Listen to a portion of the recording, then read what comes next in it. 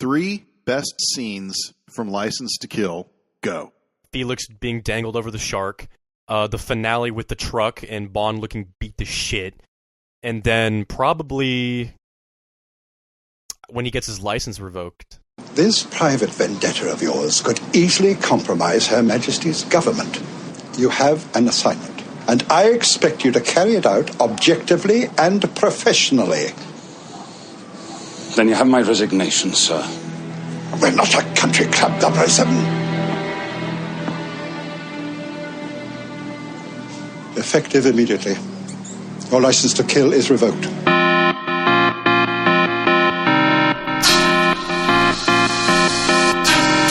Hello and welcome to the Super 70 Podcast, episode 34.9, the James Bond Bracket.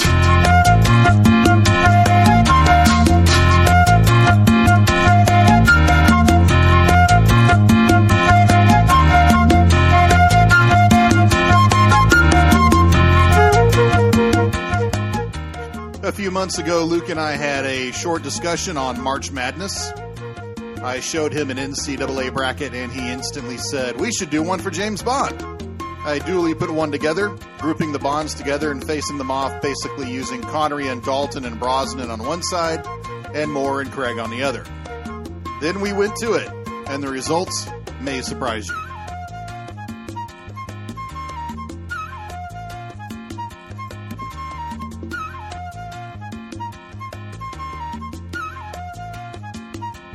So the first question is, exactly how big of a James Bond fan are you? I've seen all the films at least 4 times each. Some of them, like Goldfinger and Skyfall, I've seen several other times. But yeah, I've seen all of them with the exception of Casino Royale 1969. But I've seen everything else, including Never Say Never Again.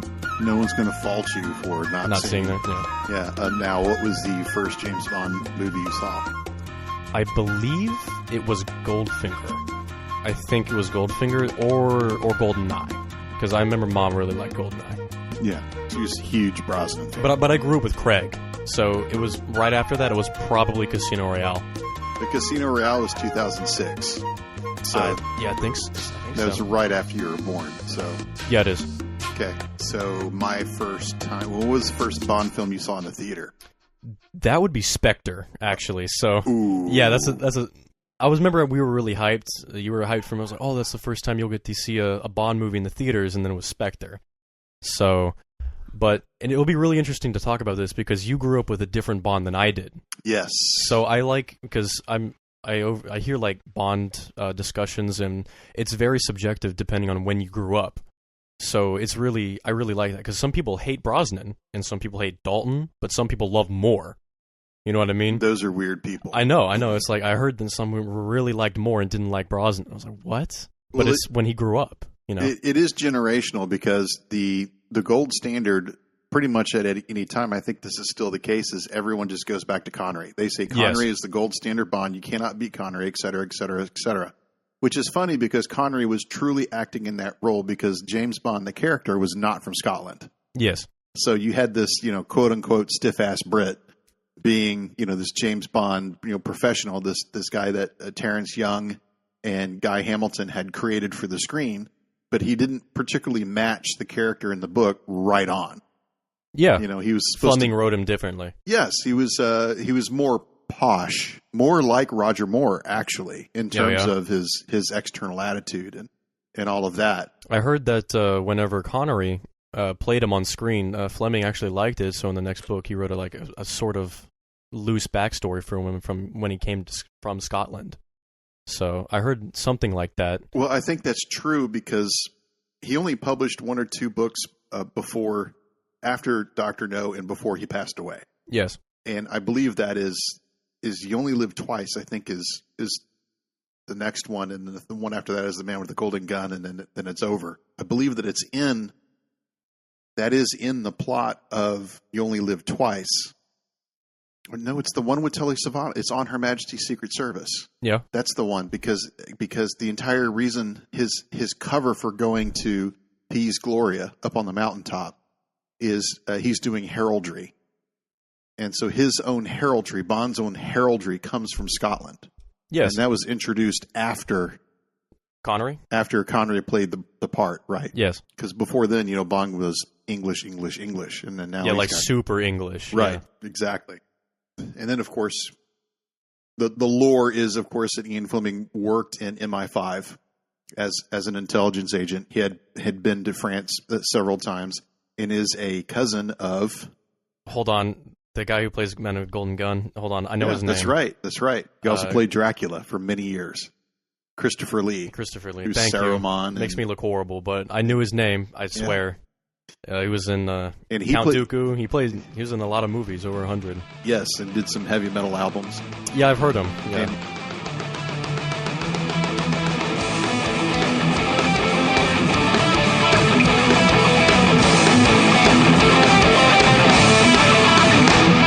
Does a man have to fight all his life? Only in death to take flight to the skies. Warmongers like to take my throne.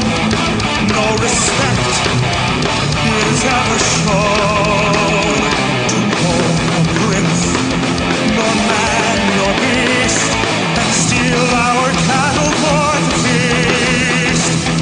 No earthly prince in mine shall take, or scandalous idolatry so fake.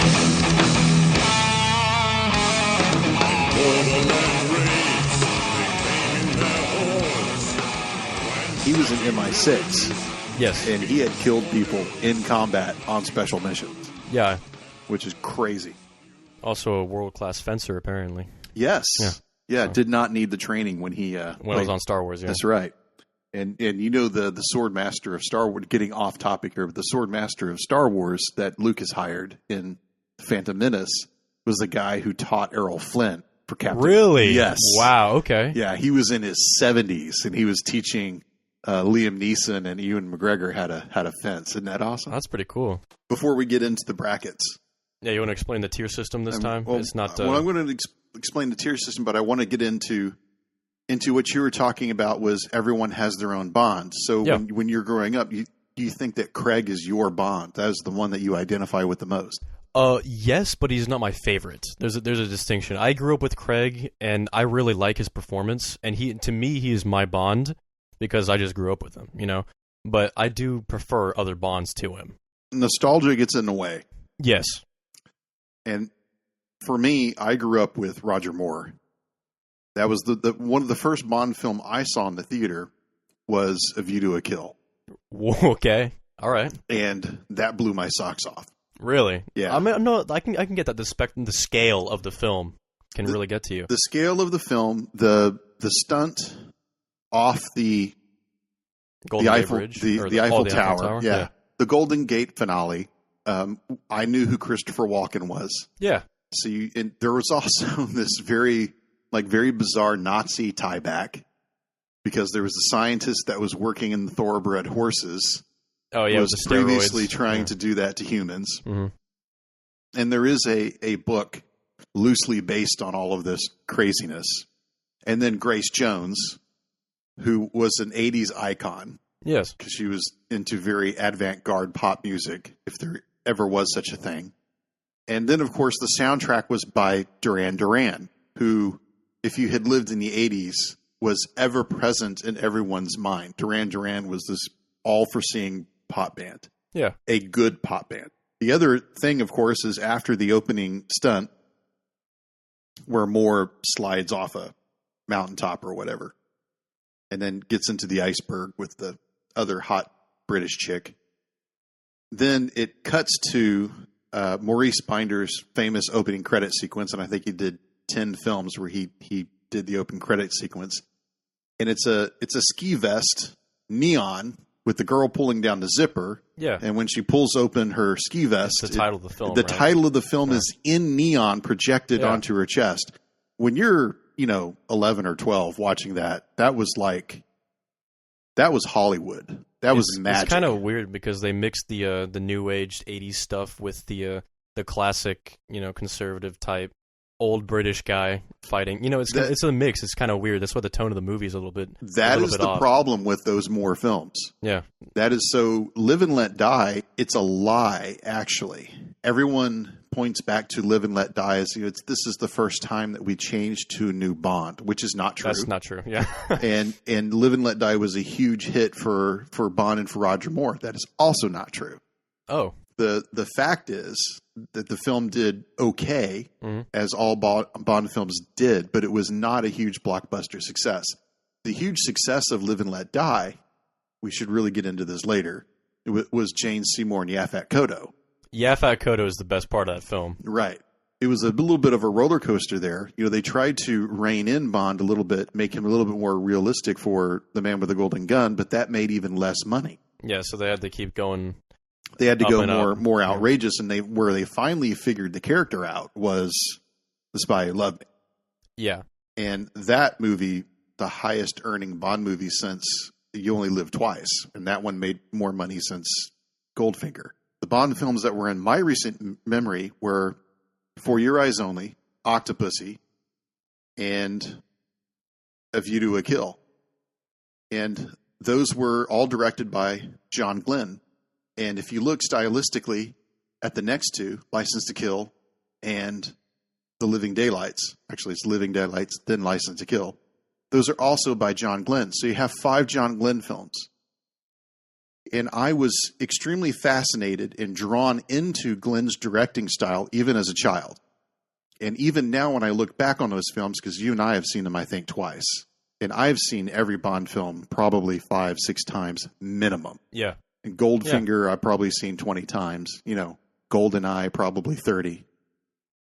But that directing style that Glenn did was just really, really captivating. And with Dalton, it was special. And I think that is the failure of Eon Productions, was they should have put Dalton in For Your Eyes Only.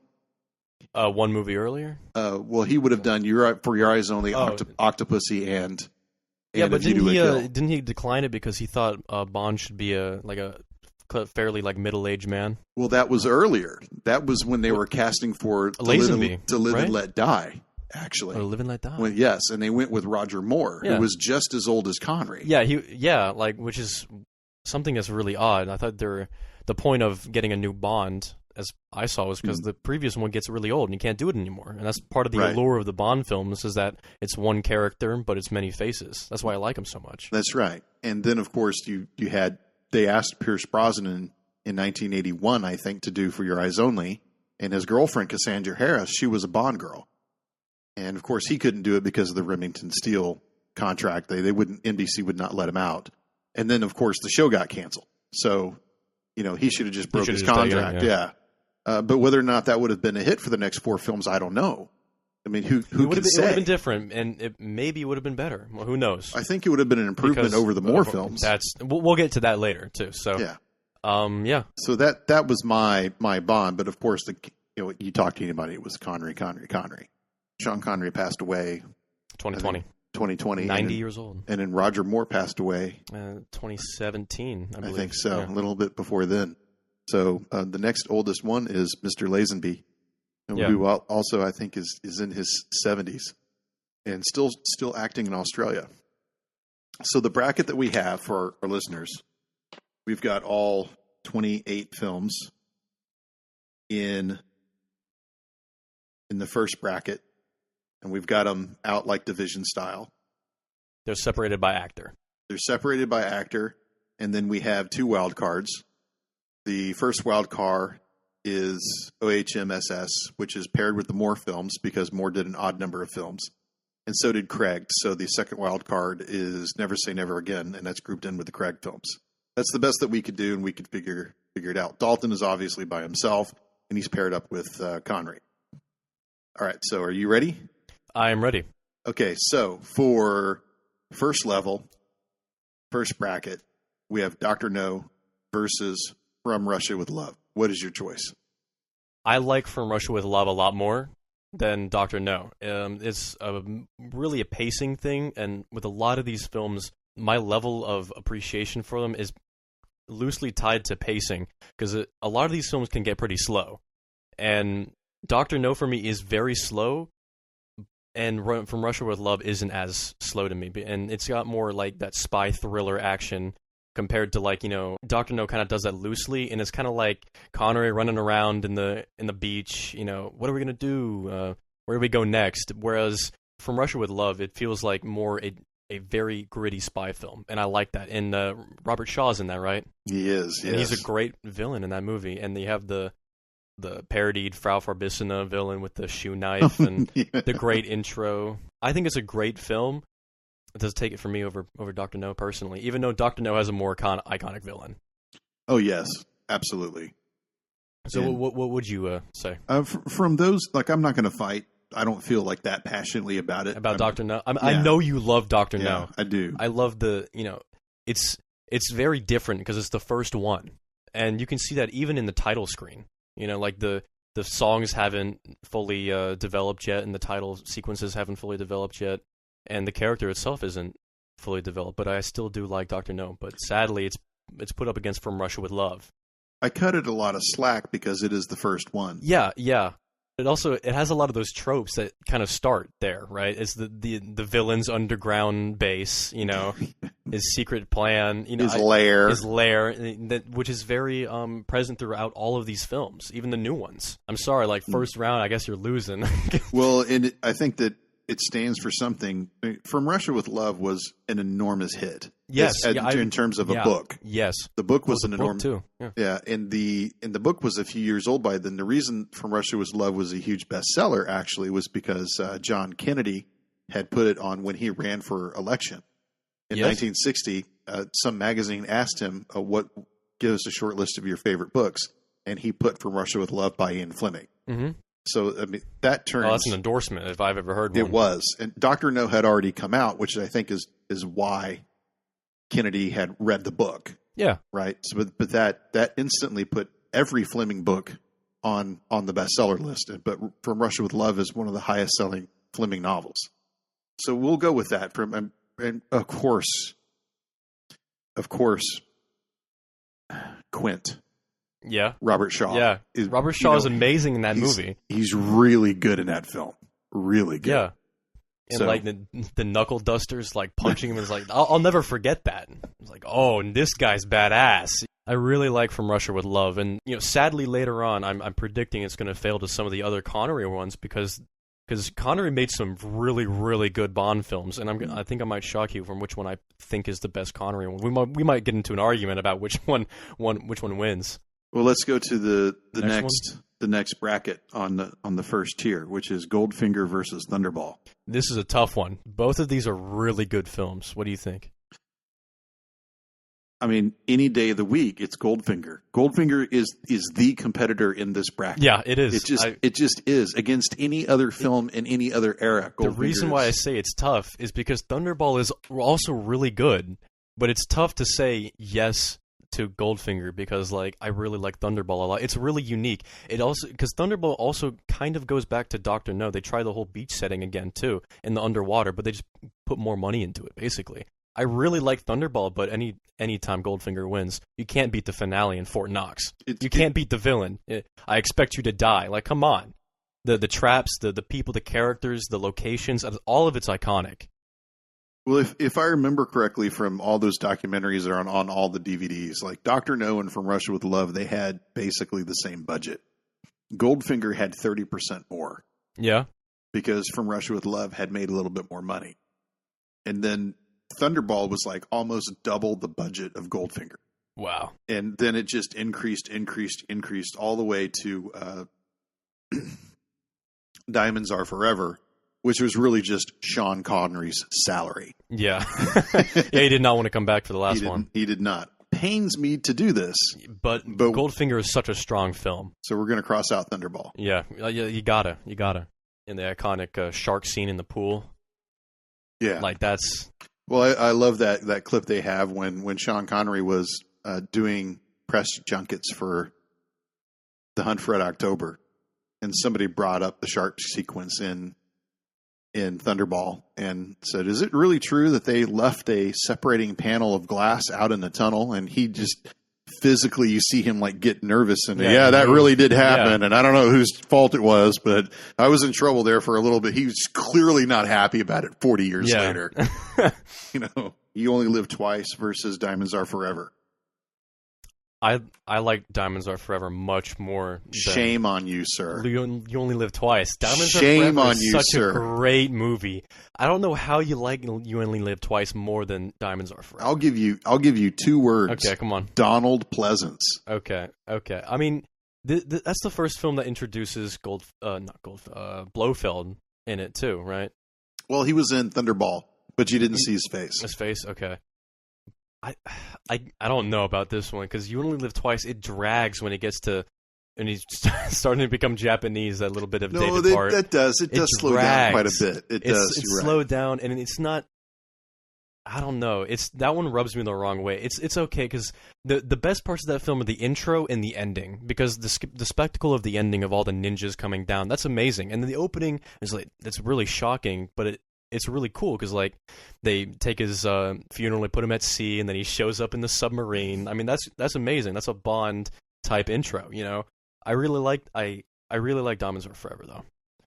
But what is it about Diamonds Are Forever that you think makes it top? There's this one scene that will always stay with me. He's in the lab, right? Connery. He shows up in the lab and he's doing some real tradecraft shit, right? He walks around trying to get into this building and he talks to this guy. He's like, "Oh, can you let me in? I forgot my badge at home." And like he's doing that for like 15 minutes to move around this base undetected.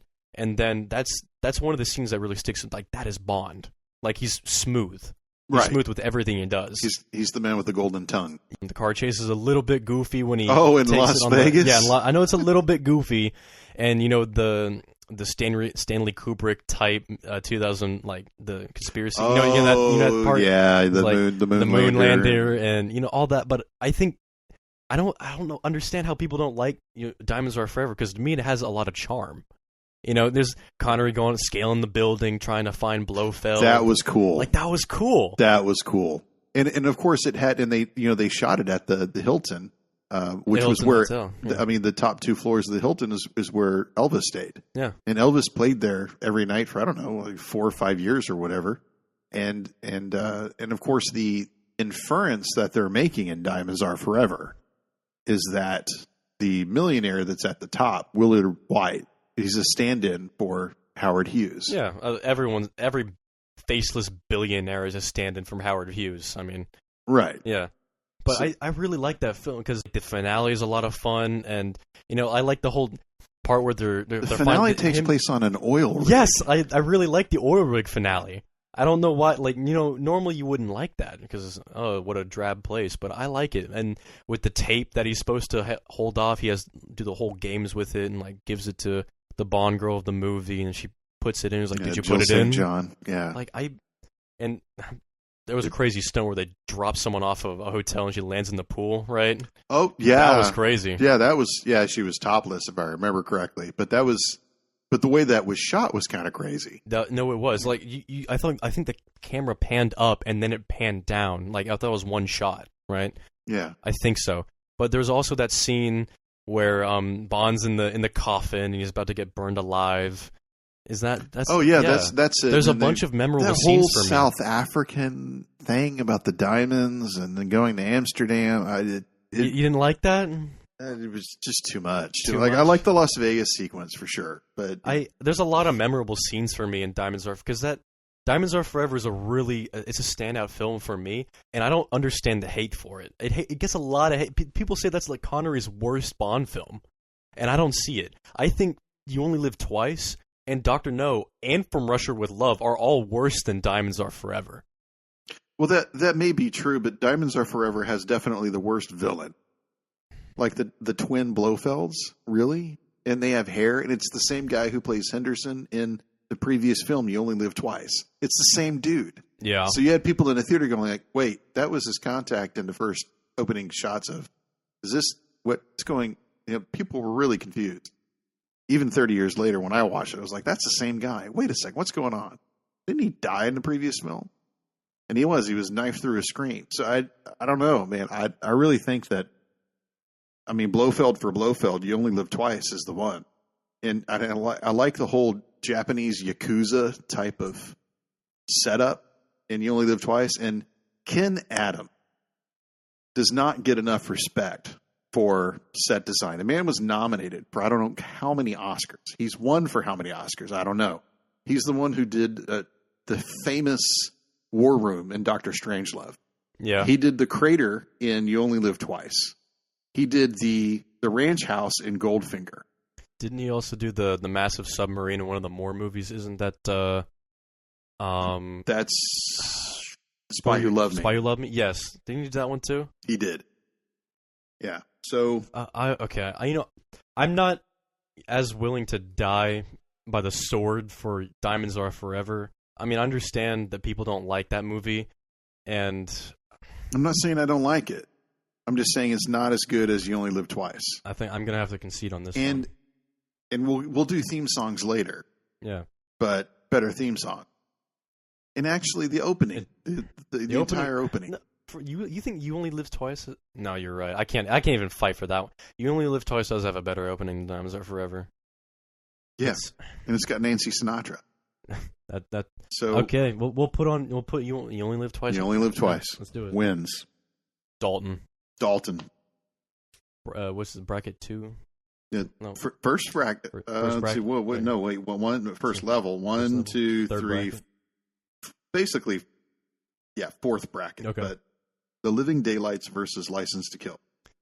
Are we even going to argue on this? It's License to Kill.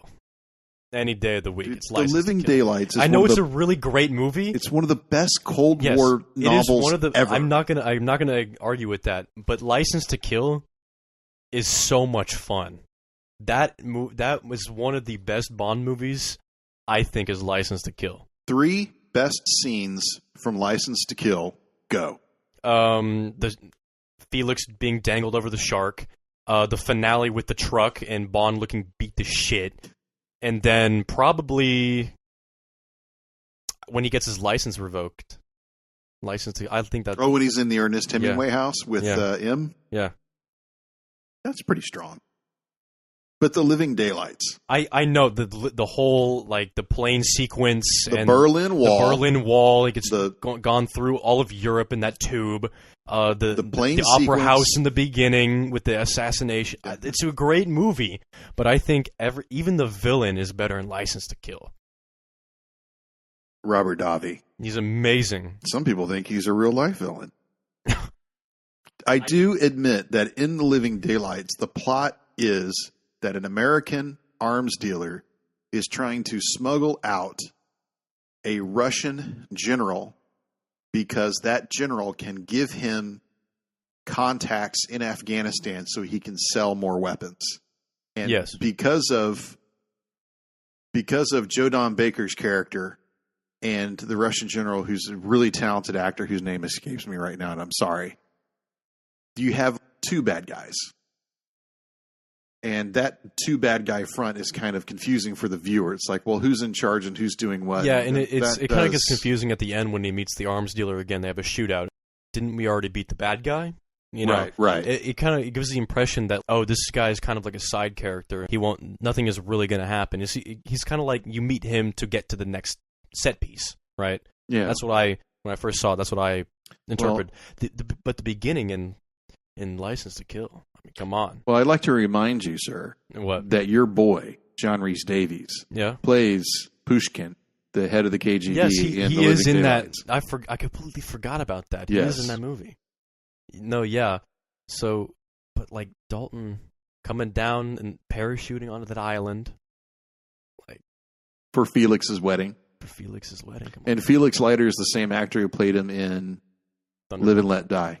Live and Let Die. Yeah, it's the same actor who played Felix Leiter in 2 films. He's the only actor to play Felix Leiter in 2 films. I thought it was the same in Live and Let Die. No, the actor who played Felix in Live and Let Die is the same actor who played him in Thunderball. I meant. Oh, Thunderball. No, that was the dude that had gray hair. I think I'm misremembering hella. Okay. Wait, you said only Felix Leiter to play in 2 different films? He's the only actor to play Felix Leiter in 2 different... Before Jeffrey Wright. Okay, I was about Jeffrey to say. Wright now, he was right in now, he's 2 got, or 3. I think he's got 3. He was in Casino Royale and also in No Time to Die. And Quantum of Solace. Quantum of Solace? Yeah, he was in a couple of them, yeah. I liked him. Was he in No Time to Die? He was, very briefly. You don't remember the scene? I've only seen it that once. scene pissed me off. I'm not gonna lie. Yeah, we'll get to that, I guess. We'll get to that. All right, so you're choosing License to Kill. Like, if I'm given the choice between a pretty dramatic Cold War film over License to Kill, that's my favorite Bond movie, is License to Kill. Like, the ending alone is like one of the best in Bond history. That's a rough ending. ending. You've never seen Bond like that. Like, in the dirt, looking like shit. Like, he looks like he's almost done. You've never seen Bond like that until Craig in the beginning of Casino Royale, maybe, and at the end of No Time to Die. You haven't seen him that beat up. Before that, Connery looks completely fine at the beginning of the film as in the end of the film in all of them. Dalton isn't the same way, and even Moore isn't the same. The closest Moore gets is which one does he... A View to a Kill is the closest one he gets massively, like, beat up. You know what I mean? Yeah, I'd say so. Or even hanging off the mountain, Let Die. Hanging off the mountain and From Your Eyes Only. Yeah, but you haven't seen Bond desperate before. And you can see that, and when the tanker rolls off the side of the cliff. No, this is a tough one for you, I guess. I gave up Dr. No. I gave up Thunderball. Diamonds Are Forever. You gave up Diamonds Are Forever. Yeah. So I guess we got to pick and choose our battles for which one we're gonna die for. We'll go right. We'll go with License to Kill. I think this is a fucking shame, though. I'm not happy about these. No, I am not happy about this. If it was up to me, both of these films would be in like S tier because they're both fantastic movies, and they top the Bond charts for me. I mean, those are one of the best. Both of them are in like the top 5 Bond movies for me personally. No, I completely agree. I think that both Daltons are top 5. I think his films are overhated.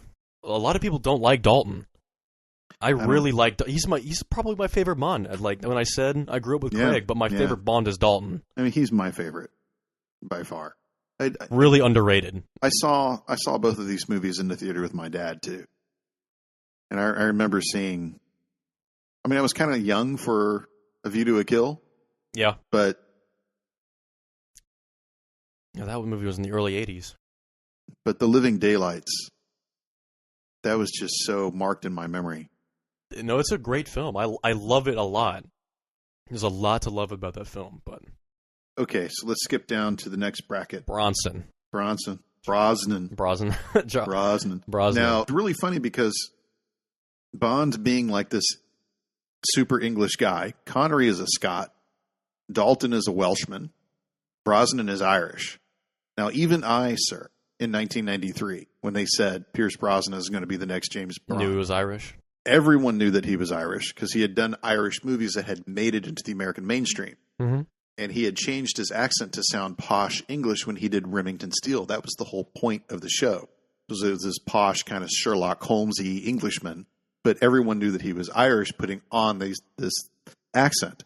But everyone, at least over here, was like, holy shit. An Irishman is going to play Bond. Yeah. That was a huge deal. The troubles were still going on. Like, people were still dying. Yeah. Every year. So I think we lose that now because the Good Friday Agreement is 20-something years old. But this was enormously important. 25 years old. Okay, so Goldeneye versus Tomorrow Never Dies. That's not really a fight. That's not a fight. No, it's Goldeneye all the way. Okay. It's Gold. We don't have to fight for this one. That one's iconic. It revitalized the Bond franchise. You can't put up a fight against Goldeneye, really. The whole collapse of MGM as a studio and the UA situation and trying to merge and buy it, and Tom Cruise getting involved at one point, and then Eon just kind of waiting around for everyone's house to get together so they could do another movie. It was just that whole situation. I think this is the longest time that we've ever gone without a Bond film. Like no. Years. It's now it's been beaten by Spectre in. That's right. Yeah, that's like 6 years. Craig wanted to put that one off. He was not happy to go back. For me, Tomorrow Never Dies and The World Is Not Enough. A lot like the Moore movies, those two movies blend together a lot. I distinctly remember Goldeneye and Die Another Day because I've seen both of those a lot. Those two films, they bleed together for me. You know, I can't really, even though their settings are very different, they still bleed together. Yeah, no, I agree. And it's almost like they were shot back to back. And I think The World Is Not Enough makes a bigger impact now because it takes place in Eastern Europe, and we're more mindful of Eastern Europe now than we were, say, in the 90s, because The World Is Not Enough is 97, if I remember correctly. But Die Another Day, that's about the North Koreans. Yeah. And I want to think like 2 or 3 months before Die Another Day came out, the North Koreans lost their mind. Like they set off an atomic bomb in a mountain or something. Something like that crazy happened, and then Die Another Day came out. And so it was hugely present at the time. People were like, holy shit, this is the most relevant James Bond movie ever. Wow. And it's got Rosamund Pike in it, who plays, Frost, the girl. But there is like some controversial, passing or whitening or, whiteface or something. Yeah, whiteface, I guess you could say. Change their race. That also has, if I remember correctly, the actor's name, James Yao, he plays the enforcer in this, named Yang. Mm-hmm. He was in Fast and Furious the first time. Yeah, he's a fantastic actor. We do not see him enough. Yeah. Okay, so Die Another Day wins. Even though that movie isn't very good, I think it wins over because the badness of the movie is still iconic. Like the invisible car, the lasers that move when Halle Berry's trapped. Don't be dissing Halle Berry right now. I'm not saying she's bad in the movie. I'm just saying I remember those scenes a lot. Halle Berry wore Ursula Andress's bikini for that film. I know that. Yeah. Die Another Day wins over The World Is Not Enough. Yeah. Okay. So to the next bracket, we get into the more movies. Yeah. I don't think either of us are going to be fighting for much over here. It's not a secret that both of us don't like more. Right. And out of these two, Live and Let Die or The Man with the Golden Gun, I'm going to choose Man with the Golden Gun. Yeah, I mean, I do like Live and Let Die, but Man with the Golden Gun is just better, even though it does have that goofy sequence with the car that flips around with the slide whistle. You're not thinking that. I sure am, boy. Never heard of Evel Knievel?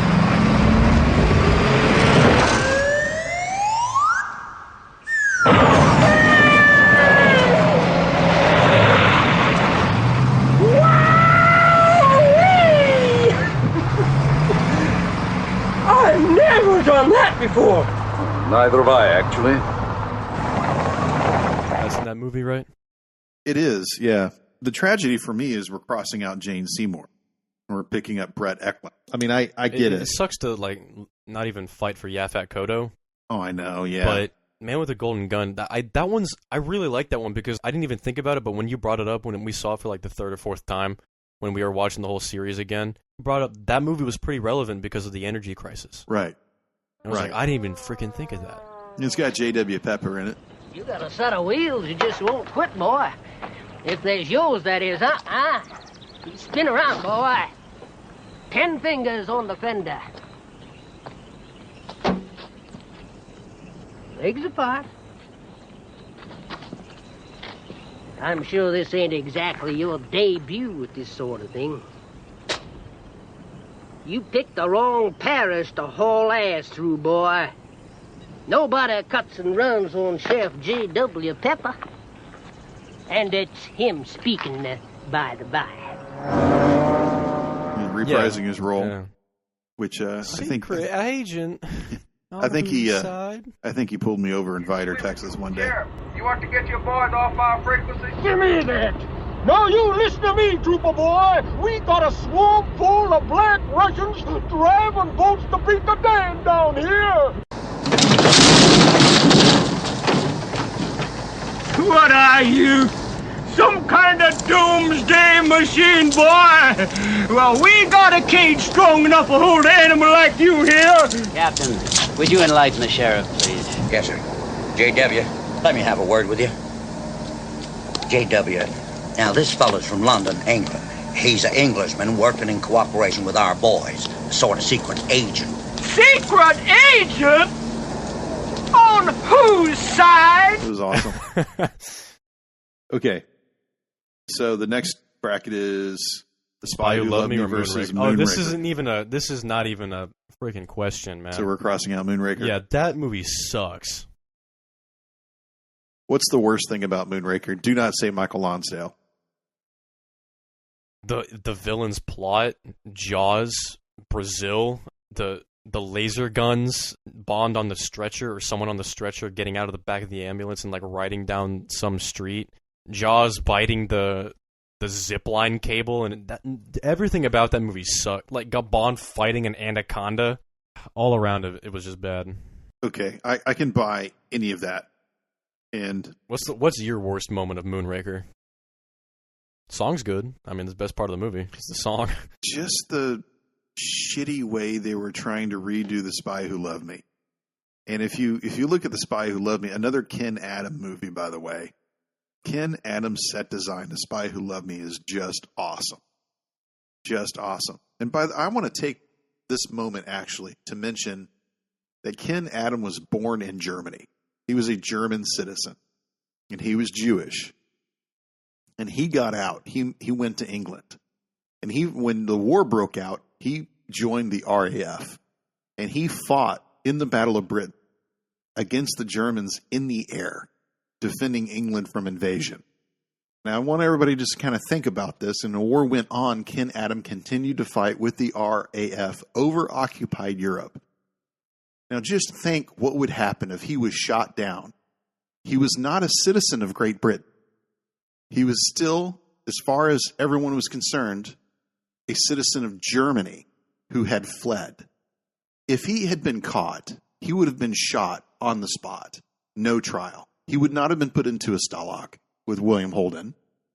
He would have just been executed immediately. And that guy at the age of 18, 19 does this. And then afterwards says, I want to be an architect and I want to make movies. I haven't. And then 15 years later, he makes The War Room and Dr. Strangelove. I have a tremendous amount of respect for Ken Adam. The next bracket, For Your Eyes Only and Octopussy. This is where things get tough in terms of the badness. Like, which one is worse? Octopussy for sure. For Your Eyes Only is probably one of the best Moore films for me. I mean, For Your Eyes Only, it kind of brings it back down from the ludicrousness of Moonraker. Yes. And that one's a more grounded movie, and I like the finale of that, and I like the sets and like the locations, like the Mediterranean. Like that was actually a fun Moore movie, which you don't ever get. His movies are like a slog to get through. Almost all of them are, but I did actually enjoy For Your Eyes Only. I don't even like The Spy Who Loved Me. For Your Eyes Only has the virtue of everything being toned down. Yes. Even, for example, like when the Lotus blows up, that's kind of like... No, that was off. Like, it was a sigh of relief we don't get this submarine car again. There's no gadget, yeah. But it is essentially the same plot as From Russia with Love. They're after an encoder. The encoder's on the ship. The ship is sunk. We've got to get the ATAC. Better than nuclear warheads, though. Well, I mean, Octopussy, okay. The circus, I don't remember much about Octopussy except for like the castle and the and then the alligator in the water. All right, so there's some very problematic filmmaking going on in India. I do not deny the way that this movie treats Indians is pretty piss poor. The entire opening of Octopussy, I am all in for. 006 steals an egg as evidence of what is going on. He's in a clown outfit, man. They literally put more in a clown outfit. And then he breaks into the British embassy with the to egg. hand. Like that was again in the middle of the Cold War. That was amazing. Opener. That was amazing. And then at the end of the film, like don't get me wrong, I don't like any of the circus stuff, the twin stuff, the knife throwing. I think all of that is ludicrous. But at the end, when Moore does show up as the clown, he's dressed the same. So it does sort of insinuate he's going to meet the same fate. Now, he's not. He's James Bond. We all know that, or at least back then we thought Bond would never die. No. But it did have that element of death, which is a recurring theme. The opening of Thunderball when they put him in the coffin, or the opening of You Only Live Twice when he's underwater in the coffin. The element of death is always there. I thought that was really cool. But I do agree with you that between the two, Octopussy has to lose. The only reason I like, it's not like a callback, but the resemblance between the opening of 006 and Moore having the clown outfit was because that tells you that they were after the same thing. He's basically in the same spot as he was. That is the only good part about him being in the clown makeup. Is because, like you said, this could be actual danger because this is where the villains had the last 00. That's about the only good thing in the movie. That's the only subtle thing about a Bond movie. And is Octopussy the one that's got that disastrous opening where Blofeld shows up again and he's in a wheelchair? That was A View to a Kill? Oh, wait, no, you might be right. No, that might have been Octopussy. What was the opening to A View to a Kill?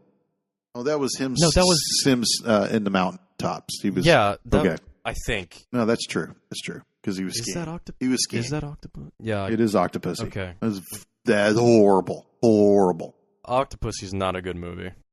Okay, so in between A View to a Kill and The Wild Card, which is on Her Majesty's Secret Service. View to a Kill. I don't understand. In the recent years, I've seen people really, really fight for On Her Majesty's Secret Service, and they really think it's a great film. But I think it is one of the slowest Bond films there is. Martin Scorsese, I think, said this was his favorite Bond movie. You're kidding. I'm pretty sure he said that. I mean, in concept, the film was really good. Everything on paper works, but when you see it on screen, it's so boring. His time at the I don't even know what to call it, the mountain base or like a chateau. Yeah, Piz Gloria. That time was opening presents. Like watching a dozen people open presents is not exactly how I want to watch a Bond movie. You know what I mean? Even the time in the little town in Europe was just kind of sucked. I don't even like Lazenby. I don't remember much about this film, but that's because I don't like it, and I've never wanted to watch this movie again. The best part of OHMSS is Diana Rigg, who plays Teresa Bond. Yeah. And the best thing is the ending. Is like when they're in that is iconic, but you have to get through the first 2 hours of the movie. Yeah, this is like a 2-hour, 20-minute movie. Yeah, this is one of the longest. That was the longest Bond at the time, and for like 25 years, that was the longest Bond movie. Even though that ending scene is iconic, and I do love that scene, I don't like Lazenby as Bond. No, he was completely misplaced. Yeah. No, and I agree with that. And it was a good thing that he did one bowed out. Yeah. Okay. Like, even the finale is bad in that film. So we're putting A View to a Kill up there. Like we got to talk about. We didn't even talk about A View to a Kill. Like that movie sucks too. We're not gonna. That movie's not good. I do not. He is like 58 in that film. I do not think that Moore is good in this film. I do not think that he's good in this film. I think it has a tremendous supporting cast. It has. If Dalton was in this film, it has the lowest budget in the previous 10 Bond films, adjusted for inflation. A View to a Kill has like a third of the money that they had on The Spy Who Loved Me. It was amazing how it was kind of like this Planet of the Apes of everyone's going to see it. Let's spend less money on the next movie. You know. Yeah. And that's why they kept re-signing more, is because they kept losing money on each film. But at the same time, more was the problem.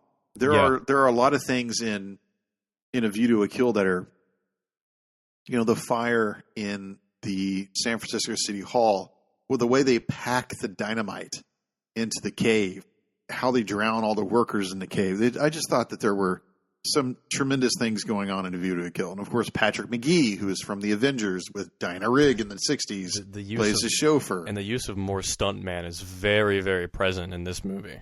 It's not going to make maybe the next bracket, the next level. It will not. It's not. If it's going up against For Your Eyes Only, it's losing. All right, well, let's finish up Craig first. Okay.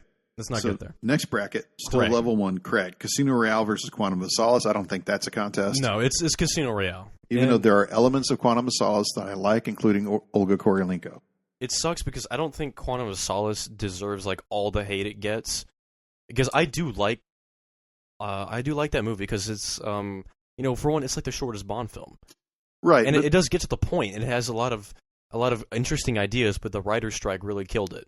It gets such to the point so quickly that when the finale happened, like 10 or 15 minutes early, I didn't know that it was the finale. Yeah. And Matthew Amalric is a great actor, but I didn't know he's that not he was a great villain. I didn't know that he was the villain. Like when he opens, he's like stamping a book in a warehouse full of heat in some Caribbean backwater. Like I had no clue. You thought he was like the goon to like right.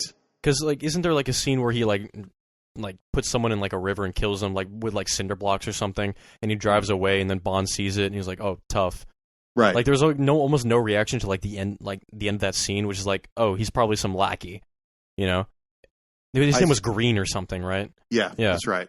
I do like Quantum of Solace. There's not a lot. There's elements to like, and I want to like it more. Because each time I come back to revisit it, I don't dread the movie. You know what I mean? It's not like half the Moore movies or On Her Majesty's Secret Service. I'm not dreading to see it because I think it's an exciting film to come back to. Because I do like that film. Yeah, I like the fight scene in the hotel room. Yeah, I like it, and you know it could have. It's undoubtable that it could have been done better, and the ideas could have been executed better. But I like some of the homages, like the girl covered in the oil. Right. Like, oh wow! Oh, the argument between Bond and M in the hotel room. Like I like that. But Casino Royale, I mean, it's winning against like all of these. If Casino Royale is put next to Skyfall instead of Quantum of Solace, I think it's going to win because Casino Royale is like is one of the best Bond films, period. Ever. Well, so let's go to the next bracket where we have Skyfall versus Spectre. I mean, wait, hold on. I want to talk about Casino Royale a little bit more. Mads Mikkelsen is one of the best villains in the series. Le Chiffre, yeah. He's terrific, and I love the finale in Venice. That's great. I love the locations and all that, but that is the like amazing thing about the opening to this film. Come on, if you didn't like Craig being cast before this film and you saw the opener, that's amazing. Oh, the bathroom scene in Prague. Yeah, and after that too, and then when he's in like Morocco or something, he's chasing that guy through the construction site. Oh yeah. If you didn't like Bond then, with all you wouldn't parkour. like him ever. Yeah. You know that I love that scene, and we're missing a lot of that versatility. The rest of the film. He brought in a physical nature to and Bond I really that was liked not that. there before. Yeah. Yeah. Brosnan did a very good job with did that too. But... Yeah. So okay. No, I love Casino Royale. I really like that movie. I'm kind of iffy on Eva Green. I like the actress, but the ending with her in the elevator, and like after that, which leads into Quantum of Solace, that could have been done better. You know, there was some loose ends, and presentation-wise, it could have been done a little better with that character. Well, all of these are supposed to be tied in together with Spectre. That's the problem I don't like about Craig's films, not him. Yeah, and I think that was mishandled. I don't think they knew what they were doing. I hate the idea that it's not only a soft reboot, but all these films tie into each other, because part of the charm of Bond is that it doesn't matter which one you pick up to watch. You know, you could pick up Goldfinger and not have seen the previous two and be like, "Oh, I love this film," and it has no ties to the other ones. And for Spectre, you need to have seen the past, at least Casino Royale and Skyfall, to understand what's going on in Spectre. Is this an influence of Marvel? Do you think? No, I don't think so, because like the MCU happened in like 2008. It started in 2008, and Casino Royale is in 2006, and Quantum of Solace is like in 2009 or something. That's right. So I don't think they already made this decision to like not only soft reboot, but make it not episodic anymore. Quantum of Solace has the greatest car chase scene, though. It opens like on an Italian highway, flying through the mountains. Opening. Like if that is one of the reasons why the biggest mistakes ultimately is they decided it's not episodic. Right. Not only did they not truly understand what they're doing with that, but they didn't make each film a continuous story clearly, because all these have to be Frankenstein put together at the end, because all these scripts and all these directors don't have the same vision. It's like the sequel trilogy of Star Wars. That's what I view it as, because there's not one continuous storyline. Yeah, I don't think that's clearly the case in No Time to Die. No Time to Die seemed to be a one-off script created for a single purpose.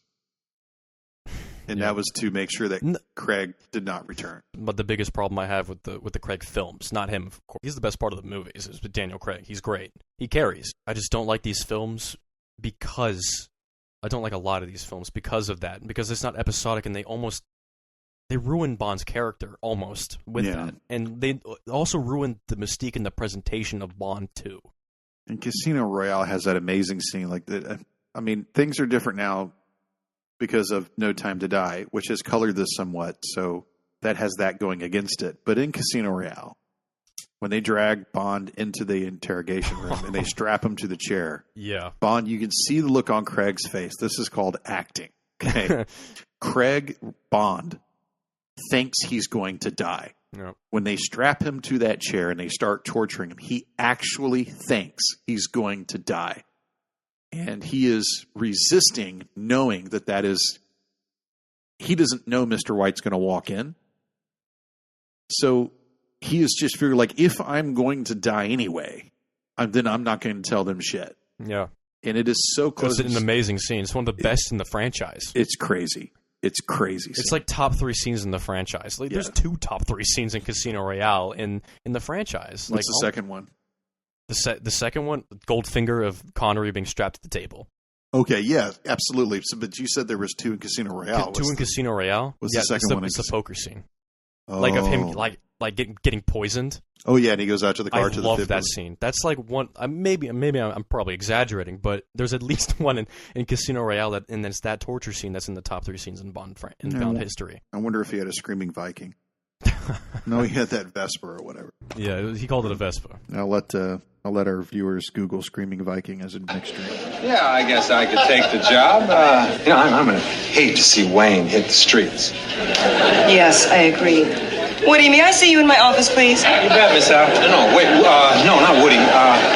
What about Wayne? I happen to think Wayne is a very talented bartender. I don't think he's so great.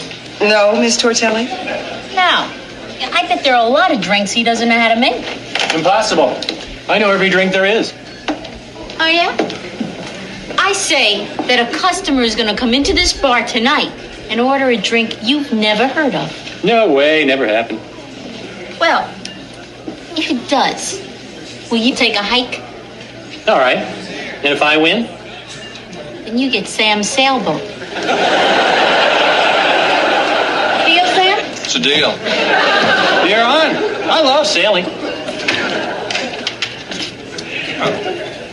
Looks like a nice, friendly tavern.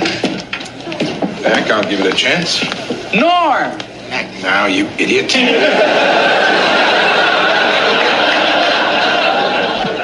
Yes, sir. Let's see. What do I feel like today? What am I in the mood for? Guess a screaming Viking would do it. Don't you mean a laughing Swede? No. What's the matter, Wayne? You heard the man. That drink does not exist. There's been many a morning I wish to God it hadn't.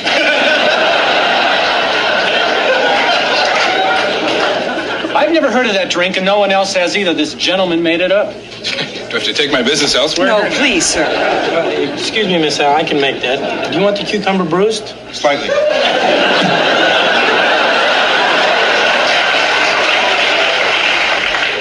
Shall I get your coat, Wayne? There is no such thing as a screaming Viking, I assure you, Miss Howe. Screaming Viking over here, please. I don't know what's going on here, but I've been a bartender. Bartender, make it 2. Come right up. Wait a minute, there is no such drink as a screaming... I think I'll have a screaming Viking. Although the name itself is a misnomer, since the Vikings were not actually the murderous plunderers. You shut up! And welcome, stranger. You know what I'm in the mood for? Screaming Viking. Screaming Viking. Screaming Viking. Screaming Viking. Miss Howe, I'm sorry I gave it a shot. But obviously I am not liked by the customers or the employees. Screaming Viking. I've been called out since my honeymoon. Mr. Malone, may I see you in my office? Yes, ma'am. Here's to the best screaming Viking in town.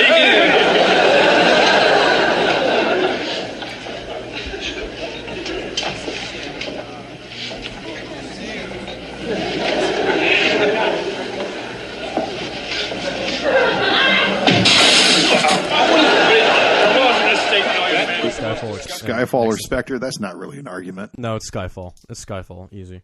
What do we like about Skyfall? And what are, if there's some problems with Skyfall, what are they? Well, what do you like about it first? Well, what I like about it is the fact that Skyfall is so personal to Bond's character. That's one. The villain is Sugar from No Country for Old Men. Javier Bardem. Javier Bardem, who's an amazing Spanish actor. He's a terrific actor. M passes away. But it's done well. Albert Finney, who actually at one point in time, if I remember correctly, he did a screen test for Bond back in the 60s when Connery was exiting. There's the entire ending. I know you haven't seen Straw Dogs by Sam Peckinpah. No, I haven't seen it. But this is a Straw Dogs ending where they go back to the house and they make the house a fortress and they wait for people to show up and try to get into the house. Many things to recommend it. I do like Skyfall, but I also do think it's a little overhyped. Skyfall is overhyped, but it's definitely better than Spectre. Oh yeah, no, for sure. Spectre was so really overhyped. I didn't like Spectre. The first time I saw that film was in the theater, and I still didn't like it. You know, some films in the theater will make you like it, and if you see it the first time, when Phantom Menace came out, and people saw it for the first time, and they walked out, they were convinced it was a good movie for like a couple of weeks because of the ending. That's true. I didn't even like Spectre walking out of the shooting with the Walter, and he's shooting the helicopter, and it crashes. Almost anything. Come on. Isn't there a flare on the boat? And like a flare going into the chopper was more of a... No, that would have been better on anything but a Walter shooting a helicopter down. I really like Christoph Waltz. I really like him. He's a fantastic actor, but they needed to write Blofeld better in this, and making him his brother. That was stupid. What? I was in the theater. I was like 12. I was like, what? That doesn't make any sense. One of the cool things about this movie is the world record that they broke for most amount of explosions on film. Oh, when they blew up that... and they blew up his lair, which also sucked. That scene was pretty bad. The watch scene was cool. I mean, how he got out of it. It was the definition of... With these movies, they were trying to get out of the Austin Powers parody shit. Brought it back in Spectre. Yeah, Spectre has an enormous amount of callbacks to other Bond films. And that's fine as long as... They're done well. As long as they're done well. The Spectre does have that amazing opening sequence in Mexico City. No, that's a great scene. And you think you're in for like one of the best Bond movies that you've seen in decades, and you haven't, and it doesn't follow through. The Bond girl in it, I don't like Lea her. Seydoux? I don't like her. I think she's one of the best Bond girls. I don't like her in Spectre or No Time to Die. Mm. And we'll get to that. Skyfall over Spectre. Yeah. No Time to Die is against another wild card, which is Never Say Never Again. Yeah. Now, Never Say Never Again is just a remake of Thunderball. Yeah, and it has Connery in it. And it has Connery Connery's in it. last Bond film in 83 or something. Yeah. And this, of course, is when Eon Productions is having diminishing returns, and they've got production problems with their Bond film, which I think at the time was Octopussy. Yeah. And they had a huge marketing problem with that because nobody wanted to put that on a billboard. Nobody wanted to put that on a poster. Nobody wanted to put that in a movie theater. Yeah, I mean, Mike Myers didn't even get away with it. Right. So No Time to Die up against Never Say Never Again, which are because I know how you feel about One Time to Die. No Time to Die. It's Never Say Never Again, and that movie's not good, but No Time to Die is my least favorite Bond film ever. I would rather watch Moonraker 3 times in a row than see No Time to Die once. That's the film I've seen the least out of these. And I'm glad it is like that, because not only do I hate the plot, but I hate the ending. It's like the antithesis of Bond. An anti-Bond movie is the ending to this. It's an anti-Bond Bond? Yes, it is an anti-Bond movie. We've been talking about spoilers. He fucking dies in this movie, and I hate it.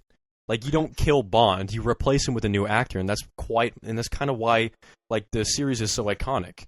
Well, of course, my friend Dave Anderson has the theory that Bond is just an identity.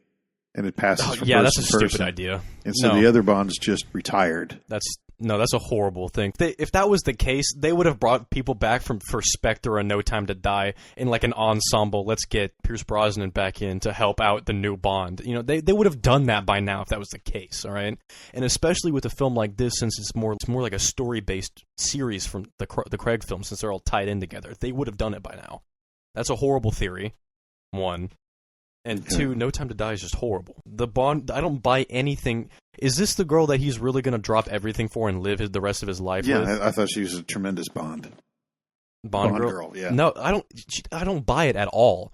And the plot of the nanobot disease... That was stupid. Rami Malek was okay. I mean, we didn't have enough of him as a villain. The set pieces were all right. I mean, there was that one cool scene in the staircase where he's trying to get to the top of the bunker, but it's clearly ripped off from Atomic Blonde. Well, yeah, I totally see that, for sure. That movie was okay when I saw it, and then the ending happened, and it shot down to my least favorite Bond film just because of it. I absolutely hated the ending, and I don't know how you're gonna make another Bond movie when you end it like this. Like, it's not gonna be the same. Like, when you have another actor and he's gonna be Bond, in the back of my head is the previous one just died to an airstrike. I absolutely hated this film. Well, I think here is where we insert the rumors online, which are that Christopher Nolan is in talks with Eon Production to shoot 3 Bond films in a trilogy, like the Batman trilogy, and with a Bond trilogy with one Bond, and that will be it. That Bond will not go on to another director. And that's a decent idea. And the very weird theory is that this will be a Bond that is set in the 1950s. So it'll be the first Bond that takes place in the past. He might have fought in a war. I mean, I have faith in Nolan, but once again, my hype would be over the moon if No Time to Die had not come out. Honest to God, if they had announced that they were going to cancel No Time to Die because of the pandemic and it never came out because it got delayed for 2 years or something. Yeah. It was supposed to come out in 2020.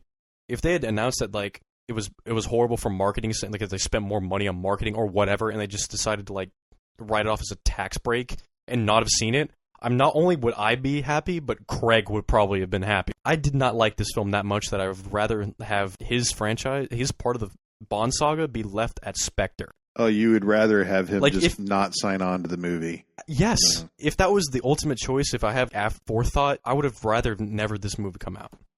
And right now, it's almost 2024. The movie came out in 2022, right? Mm-hmm. I think. That was something impressive, which is that movie was in the can for about 2.5 years because the Broccoli family was like, we will wait because Bond waits. Yeah, 2021. So it's going to be almost 3 years since this movie came out, okay? Mm. The average time is 2 to 4 years for a Bond film. And Craig's is off the charts. It's 5 to 6 years, okay? Yeah. 4 to 6 years. So when are we getting this next Bond movie? This movie ruined the release dates of the next Bond movies because this movie not only messed up the character, but it also messed up the franchise. No, they already know who the next Bond is. You think they already know? They already know. They made that decision. What about the Nolan theory? He's going to do a trilogy. We really think Christopher Nolan is going to do Bond movies? I think they locked down the Bond. I think that they're dancing with Christopher right now to figure out. You think they? I know you said back when it came out, they already know who the next Bond is because you have to do that.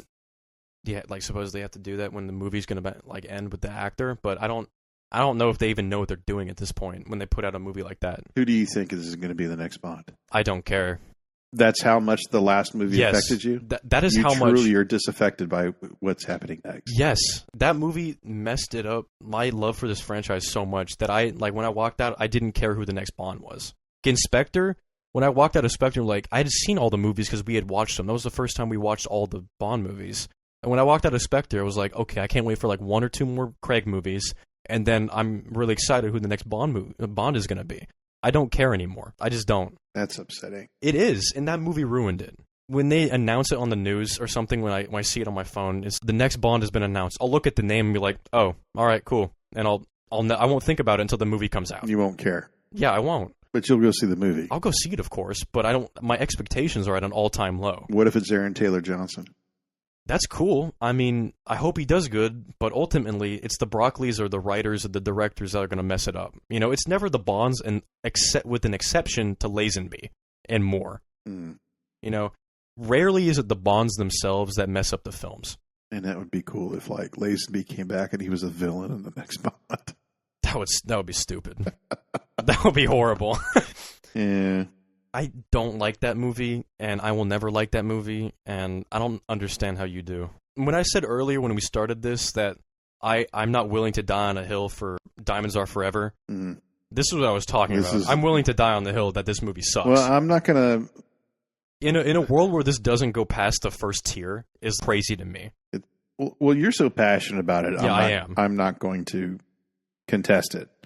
Because, quite frankly, neither of those 2 films is going to make it beyond the next tier. That's true. So let's go to the second tier, first bracket, which is From Russia with Love against Goldfinger. All right. It's Goldfinger. It's Goldfinger. It has to be Goldfinger. It has to be Goldfinger. Like, you can't beat the most iconic scene from Russia with Love doesn't beat the finale or some of the settings in Goldfinger. You know what I mean? Like, the Austrian Alps is just more iconic than the train. You know what I mean? Mm-hmm. So. And then, of course, the only survivor out of the second bracket is You Only Live Twice. Survivor out of the Dalton. Next one is Dalton, License to Kill. So it just goes up there. So that just goes up. And then down to the next bracket, it is... Wait, hold on. So, shouldn't we just, like, already do... well, we can if you want to. We should just do it because it's uneven. You know what I mean? Knock out the Connery? Yeah, okay, so we have Goldfinger or License. You Only Live Twice. You Only Live Twice. It's Goldfinger. It's got to be Goldfinger. It's got to be Gold. It's Goldfinger. I mean, there's almost no competition because that movie is so good. Okay, Brosnan. Goldeneye or Die Another Day. This feels unfair. So the Dalton one is License to Kill. Yes. And that's going on the next time around. That's going to go up against Goldfinger. Okay. Yeah, this is going to be all right. So down to Brosnan, we've got Goldeneye versus Die Another Day. This one's unfair. It's Goldeneye. It's Goldeneye. Okay, and then we have a couple more ones to get through. We have The Man with the Golden Gun up against The Spy Who Loved Me. Yeah, because Golden Gun won against Live and Let Die. Yeah, and then Spy Who Loved Me won against Moonraker. So Golden Gun against Spy Who Loved Me. Oh, it did. Yeah. It did. You're right. What do you think? Golden Gun. I'm not a fan of The Spy Who Loved Me. Actually. I have to agree. That end scene in the ocean with the spider base, like yeah. Spy Who Loved Me loses. Okay, and then we have For Your Eyes Only against A View to a Kill. I mean, it's A View to a Kill. It's got to be. Sorry. For Your Eyes Only. I misspoke. Are you serious? Really? You think it's For Your Eyes Only? I think it's For Your Eyes Only. I misspoke. I did not mean View to a Kill. We should discuss this. What do you like more about A View to a Kill than For Your Eyes Only? Oh my god. That's the only one of the two more movies that I actually like. Really? For Your Eyes Only. I like For Your Eyes Only, and I like The Man with the Golden Gun. I like those two films. I don't like A View to a Kill. Like For Your Eyes Only. Well, that's an enjoyable film because it brings it back down. I can't believe it. Like, I'm not saying A View to a Kill is going to win this whole bracket. I know, but like, I get what you're coming from, but I did misspoke, okay. And I do like. Okay, let's talk about this. No, because I want like to hear your argument. Everything about this is I don't want to like steamroll your opinions here. I want to hear what you have to say. I don't want to get through. I want to really focus on the songs on the next bracket, but For Your Eyes Only has Sheena Easton on it. I like that song. It's the only time that they've got an act in the opening. Yeah. She's actually in the pre-credit sequence, or in the credit sequence. And A View to a Kill has an amazing credit sequence. Like, these are the two best credit sequences ever. A View to a Kill? Yeah, it's got a great credit sequence. Yeah. Like, with the song? Yeah, with the song and Duran Duran. No, that's the one with like the neon everywhere. Yes. No, that is horrible. No. What? No, that's amazing. It's really good. The neon hair and the air cannons blowing the hair up and bouncing on trampolines like it's still 1967. It is dated. It's really no. It's like the lipstick that doesn't match the hair. It's like bright pink and then like blue on the top. That's dark. Like it does remind me of the one in Moonraker, which is horrid.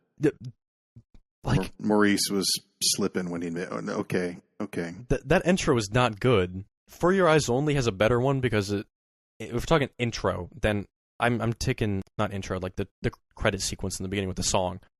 Okay, For Your Eyes Only. But is there anything else you would like to say about View to a Kill? I can't organize my thoughts to defend it well enough, so that must mean that you're right. That's not true. Just because you can't think of it doesn't mean it's like... Well, it's like a bad Moore film versus a bad Moore film. That's true. I mean, like... And a bad Moore film is not going to win. I mean, on the right side of the... saying it like doesn't matter in the end. Yeah. No, you're kind of right. You're kind of right. Well, we've got like a whole bracket with Moore and a whole bracket against Craig, and they're going to go head to head. And really, in the end, is it going to matter? Yeah. No, I get what you mean. Okay, so down to Craig, we've got Casino Royale versus Skyfall. That's going to be That's tough. That's tough, but it's going to be Casino Royale. Yes, I have to completely agree. It is Casino Royale. Never Say Never Again wins the next one by default because there is no other. Yeah.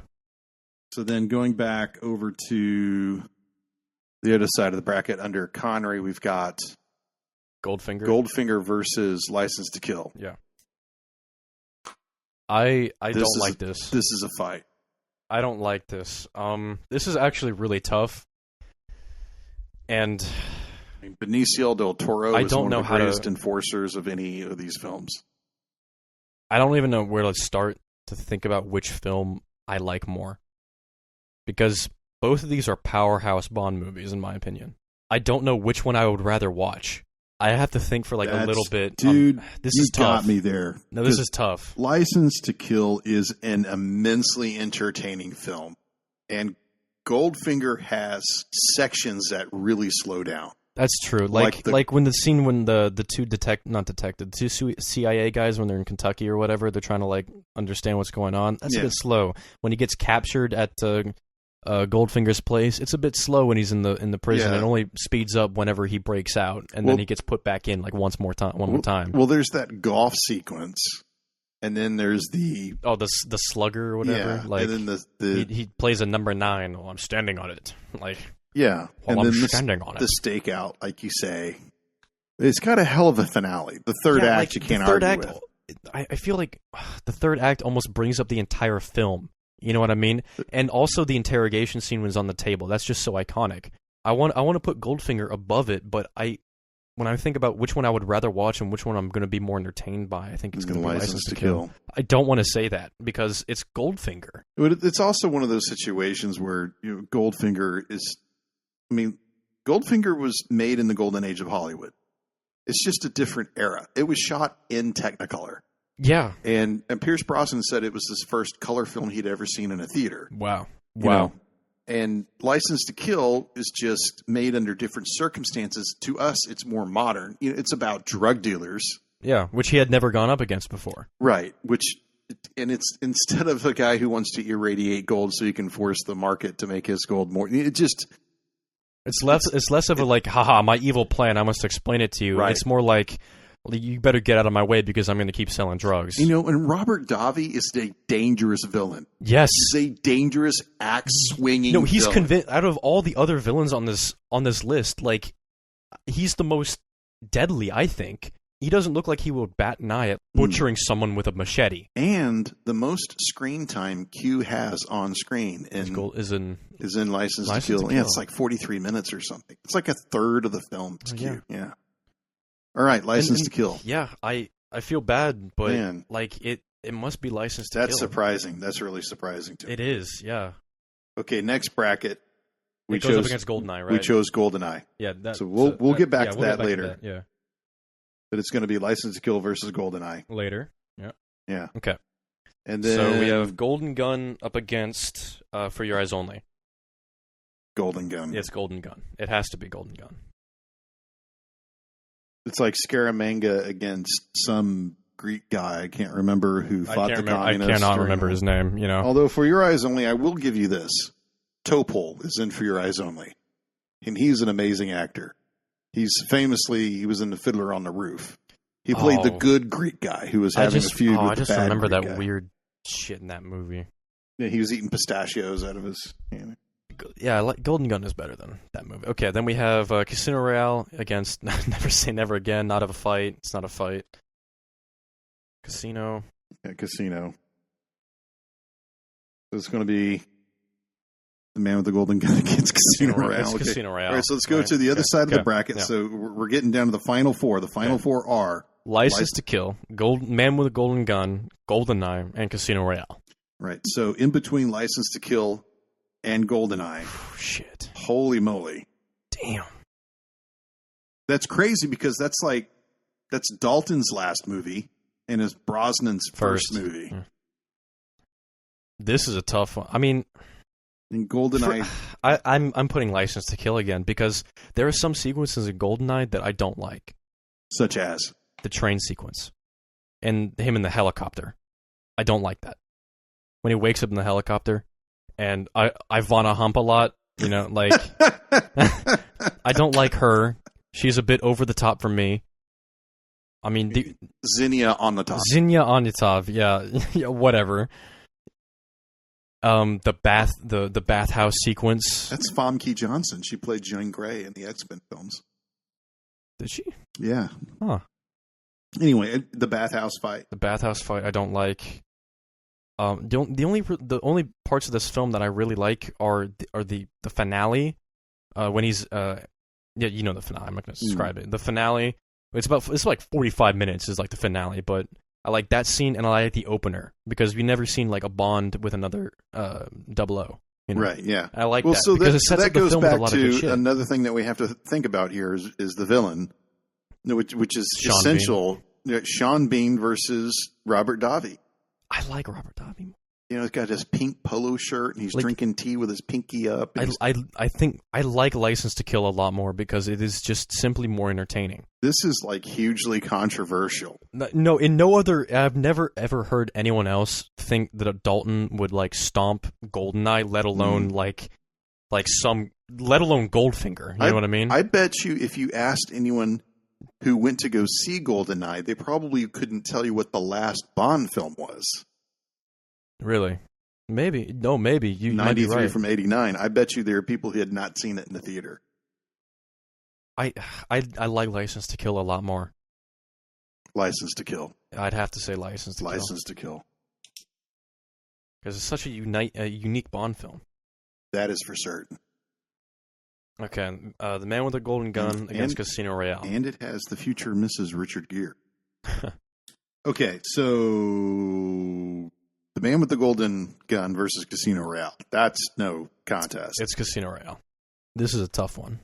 So now we have License to Kill versus Casino Royale. The finals. This is the finals for the greatest Bond film of all time. How did we get here? License to Kill or Casino Royale. Who thought that a Dalton would make the Final Four? Much less your average Bond fan would not champion for Dalton as much as we have. I don't even know where to start from this because I love Casino Royale and License to Kill, but there's no but here. I love both of these films like so much. I got them both on my shelf right now. Which one do you want to watch? License to Kill. I thought the same thing. I can't believe we're going to give it the crown. Casino Royale is so smooth. That's a smooth film, and I'm trying when I was doing the rest of these like these matchups, like which one's going to win which. I was thinking to the films and which sequences I was most bored at. You know, for the more ones, I was like how I brought up a couple of the scenes, like it was on Her Majesty's Secret Service. I brought up like 3 scenes where like I'm snoozing. I keep bringing up, I keep thinking of the scenes that I don't like and which ones I could skip, and then I remember about the good scenes, really, and I just compare which scene is worse, basically, and which one I'd rather sit through, for the more ones especially. But I don't remember a scene that I don't like and would rather skip in both of these films. I think it's true. I don't remember a scene that's boring in Casino Royale. I don't remember a scene that's boring or uninteresting in License to Kill. Even when he's going to the maggot farm and like in that place, that's fun. When he gets his license revoked, that's amazing. I think the License to Kill has more of a slower pace. The scene where he's at Drug Kingpin's house and he's just chilling at his house with the elevator. That's a little slow. Yeah, well, it's just John Glenn's visual style, just how the camera kind of hovers. Yeah, how the camera pushes in, and of course you've got that floating music. Every John Glenn movie has that sort of floating music in the back. I think it's the same. John Barry, I think, is the guy who did the score for all 5 of those films. I don't know. I'm leaning a little bit towards Casino Royale because I don't. Actually, never mind. This is a tough one. Again, like right now, they're on my shelf. I would want to watch License to Kill. Yeah, I think you're right. I don't think I'm knocking Casino Royale when I say that. Is there any dishonor in being number 2? I think that what that is, though, is highly unorthodox. I think people are going to think it's crazy when they hear this. No, a lot of people think Casino Royale is the best Bond film, and they don't even think Dalton is in the top 10. I think that most people who have seen Casino Royale have never seen License to Kill. I think that there are. Well, that's a good point. You have a lot of people who watch champion for Casino Royale maybe have not seen the rest of the franchise. Yeah, I just think that there are a lot of people that watch Bond films, and how many of those people have seen them all? Probably less than half. That's true, right? That's and how many of those people are like hardcore Bond films? Probably about 80% of the remaining, right? And then how many of those care enough to jump on a podcast and defend their answer? Probably less than half of that. I just don't think that there's very many people who have seen both of those movies. Well, that's a valid point. That's a valid point. Now, I've asked people before that, like, have you seen Bond? It's only like, oh, I've seen Skyfall and Casino Royale, and that's like the answer, and maybe Goldfinger. Like nobody I've ever asked this question to has ever seen the entire franchise. That's just like ungodly rare. Right. Ultimately, if you don't think this should win, go see the movie. I guess that's the License to Kill? I think it's License to Kill. I'm going to write it down. I'm going to make it official. I did it. It's License to Kill. It is the best Bond movie. Unbelievable. Wow. Dalton really pulled through. Against Goldeneye? Yes, I would say against Goldfinger, against the man with the golden gun, against Casino Royale. With confidence, I say this one's better than Goldeneye, but I feel bad for putting it above Goldfinger. You know what I mean? But I still would rather watch License to Kill. I think it is extremely unorthodox to say that Goldfinger did not make the Final Four. That any Connery movie did not. And I think that... No, that's true. It is because we were born later.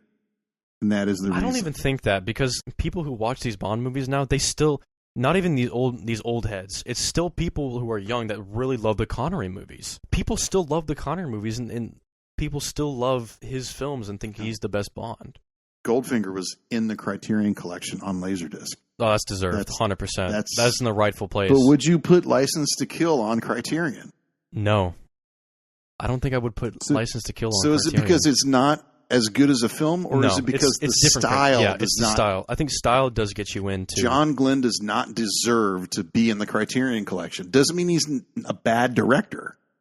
That's a whole other conversation, right? though. Peter Hyams, who directed Running Scared, is a great director, but he's not going into the Criterion Collection. That's true. No, and it's not like a knock on those directors. It's just like style gets you in the Criterion Collection. And relevance. And not relevance, per se. Well, no, I would say relevance. I mean, a lot of people... Bond has a lot of influence in terms of what it does to... for instance, Jason Bourne is a direct... take response on Bond. To Bond. Yeah. You would not have Jason Bourne in terms of a film franchise if you did not have James Bond. That's true. That's just a fact. Yeah. And the entire Harry Lime series. Spy films would not be the same without Bond. Yeah, but spy films have evolved since Connery. Connery laid the foundation for spy films, but they've since evolved. And they've evolved to No Time to Die. But there are better spy films than modern Bond films, which sucks. Bond films should be the staple of the spy genre. It should be. There are going to be so many people pissed off at it. At Dalton? No, yeah. Long live Timothy Dalton.